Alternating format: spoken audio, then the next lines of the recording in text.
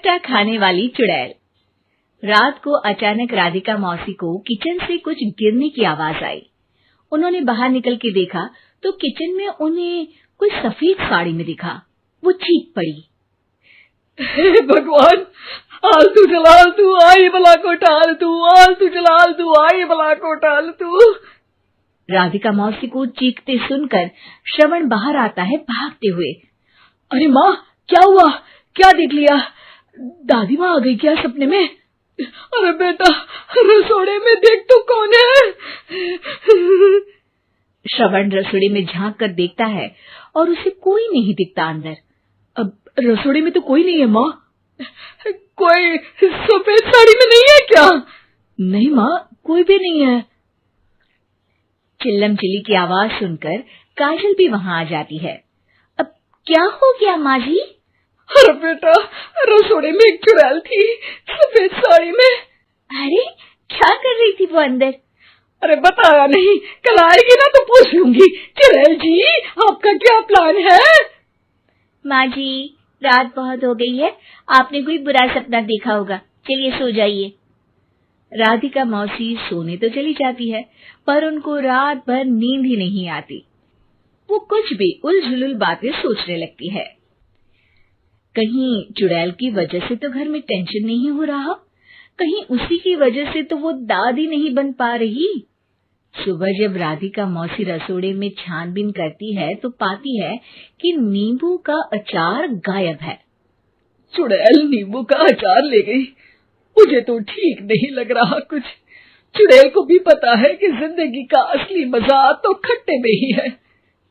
राधिका मौसी झट से श्रवण को फोन कर देती है। बेटा, मुझे समस्या समझ में आ गई है, हमें एक तांत्रिक की जरूरत है। अरे क्या बोल रही हो माँ, तांत्रिक की क्या जरूरत है? आप पूजा पाठ तो कर ही रही हो ना। आलतू जलालतू मंत्र सारे फालतू जैसे कुछ मंत्र पढ़ो, चली जाएगी अपने आप चुड़ैल। अरे नहीं बेटा, कभी चुड़ैल को कम नहीं समझते।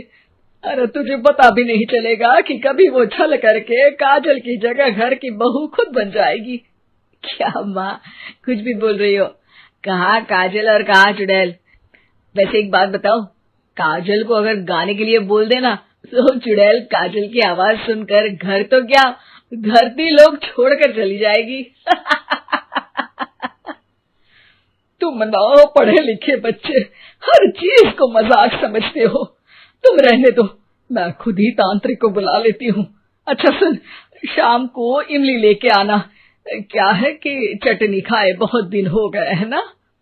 नहीं माँ, इमली तांत्रिक से ही मंगवा लो ना, आटा वगैरह भी उसी से पिसवा लेना। देखो मुझे काम करना है।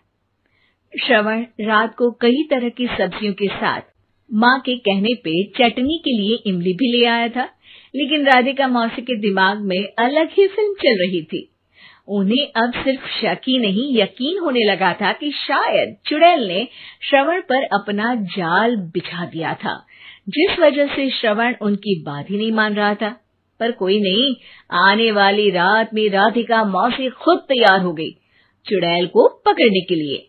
रुद्राक्ष की माला, तुलसी का पत्ता, हनुमान चालीसा सब हाथ के पास ही था, बस चुड़ैल का इंतजार था। और जैसा राधिका मौसी ने सोचा था वैसा ही हुआ।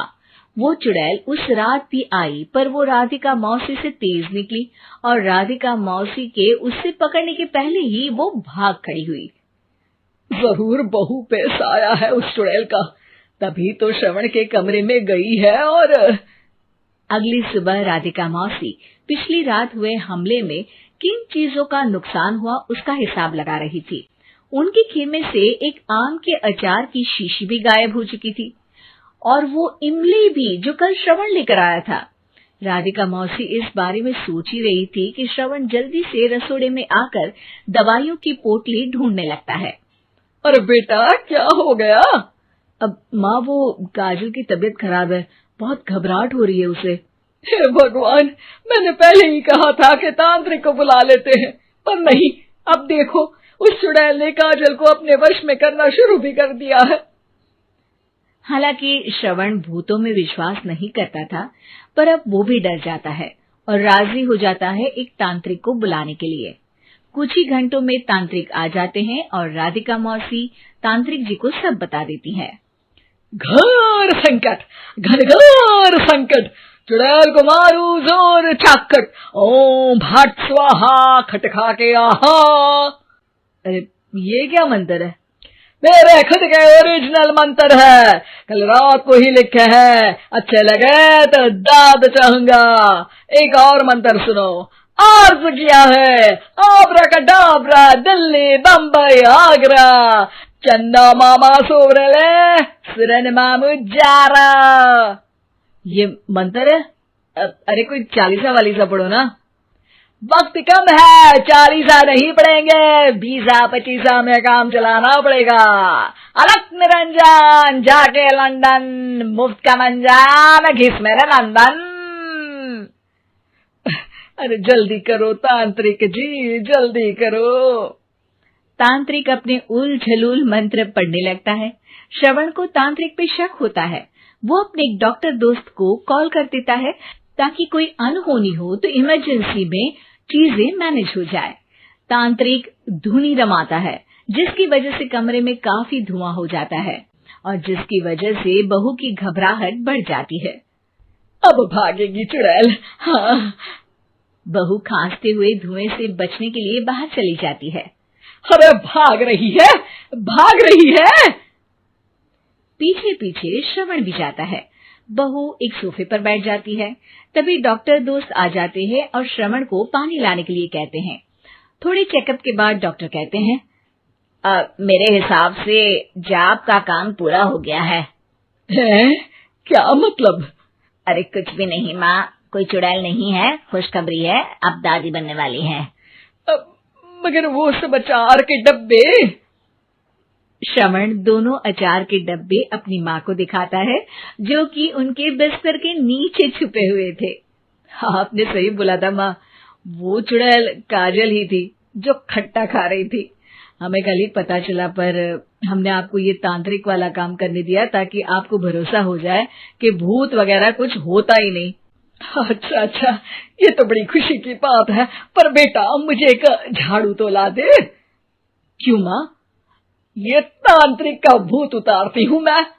अब तांत्रिक राधा मौसी के डर से घर से भाग निकलता है और राधा मौसी उसके पीछे भागती है। अरे संकट ये घनघोर है, तांत्रिक मुआ चोर है।